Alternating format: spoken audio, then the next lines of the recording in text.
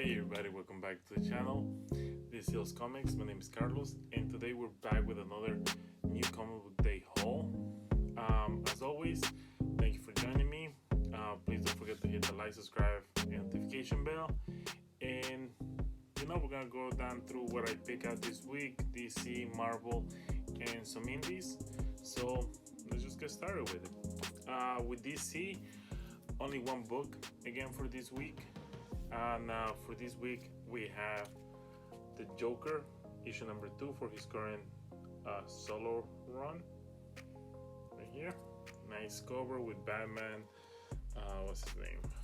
Obviously the Joker play card and Commissioner Gordon. There you go. Almost forgot the name. The first issue was pretty nice. It left us in a cliffhanger whether or not Commissioner Gordon was gonna take or not this request to kill the Joker.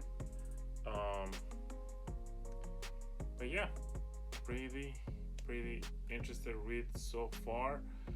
I know it's a mini series, like 6 issues maybe. I'm not sure. Honestly, I'm not sure if it's a mini series or not. But the first issue was good enough for me to decide to try issue 2 and 3 probably. So let's see how that goes. Now that we're done with DC, let's move on to some Marvel. Now for Marvel, I do have 2 books. One that came out probably like a week ago. Maybe it did come out last week or 2 weeks ago. I just didn't pick it up then, but I saw this cover today and I was like, what the hell? So it's King in Black, issue number 5. I believe this is the final issue for the whole event. By Donny Cates. I'm not too sure who this cover is by, but it says Betterman MMXX1. But yeah, really like the cover. Venom with the whole axe and lightning. I almost read some spoilers for it or like something about it, but I was able to avoid them. So thankfully I am gonna go in fresh for the last issue of the whole King in Black. So hopefully it ends on a good note. I have not read any of the tie-ins or anything like that, or at least I don't think so, but I was following just the main story. Now the second book for Marvel I have is Wolverine, issue number 11 by Percy, Eaton, Mayer, and Wilson. Now this is a badass cover, as you can see right here. We have Omega Red, we have Wolverine. What else do we have here? Obviously we have some vampires. Yep, definitely the vampires are back in this one. And we had that lady that was on the first few issues, like the vampire hunter and whatnot. So pretty dope. I think I'm almost all the way caught up. I might be 1 issue behind, I'm not too sure. But I've been enjoying Wolverine.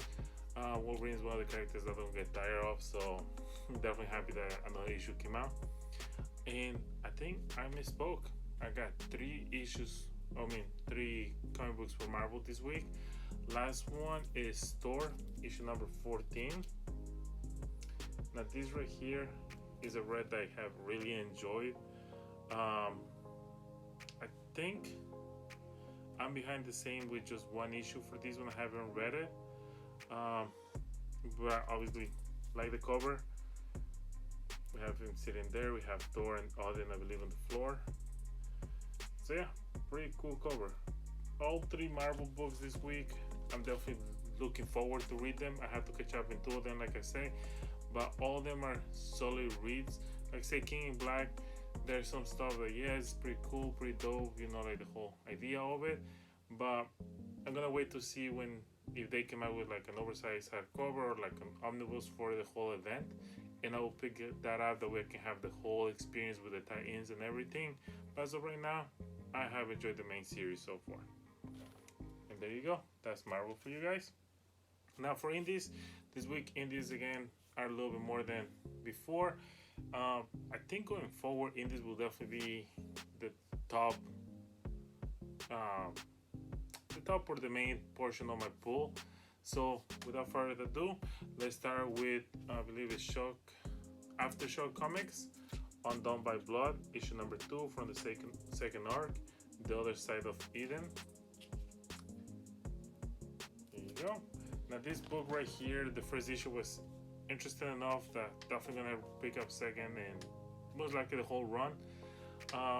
We're following the story of this gentleman right here with his partner. I believe they're gonna pull a heist, a robbery, and it looks interesting enough. I like the art. It matches well to the story, to the flow, and to the whole idea of like a western, also mixed with like some like modern era, or not so modern, just because of the time period where the whole story is taking place.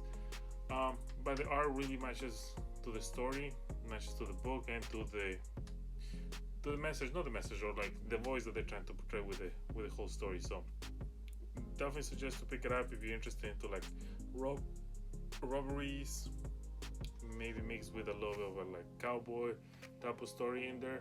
So check it out. AfterShock Comics. Next, we're gonna go with IDW. Number 1. This is Canto and the City of Giants. Now, if you haven't seen my channel for a while, you know I definitely like Canto. Read the first arc, the second arc, and now we're moving on to the next one.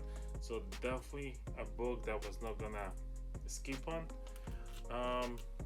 They only had this one cover, at least on my LCS. I don't know if there was any other covers for it, but I like the cover.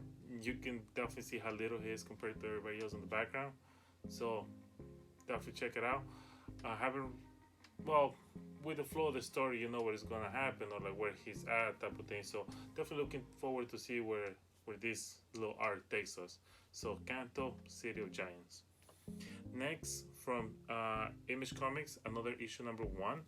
Now this one, I picked it up just because of the whole, like, obviously just seeing the name, seeing the cover made me think of some stuff, and I decided, you know what the hell, let me take a look at it, let me see what is going on, let's see what kind of story they're trying to portray.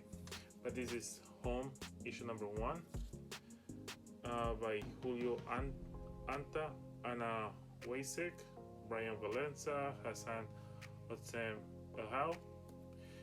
Issue number 1. I did skim through a little bit of the LCS, and it's obviously about immigrant family that's crossed the border coming to the US. I did saw something that they were like on a detention camp, so it might be a little bit, you know, modern. It might be a little modern in the sense of like topics that are actually happening right now, situations that people are going through. So definitely looking to reading it and see what kind of story they're trying to tell. Any Spanish person, definitely I would say read it. You know, it might be something that hits home. Second one for Image is an issue number 2 for a book that was really happy with it. I enjoyed the cover, and I believe I made it my read of the month for March, and it's Carmen, issue number 2. Now you gotta love this cover. Gil and March writing issue number 2. Now this cover, obviously you can see, is a blue tone. I like the fact that they're going with solid colors. The first one was red, and this one is blue. It does have a funny little back page to it, well, back cover, where the main girl is like flying around naked, which is kind of funny. But definitely love the symmetry with the colors, the scheme that they're using. Hopefully the next few issues will also have that kind of scheme. Like I said, the first issue was amazing. It had a lot of strong, mature content, like self-harm situations, but the overall left me intrigued enough that I definitely wanted to read issue number 2.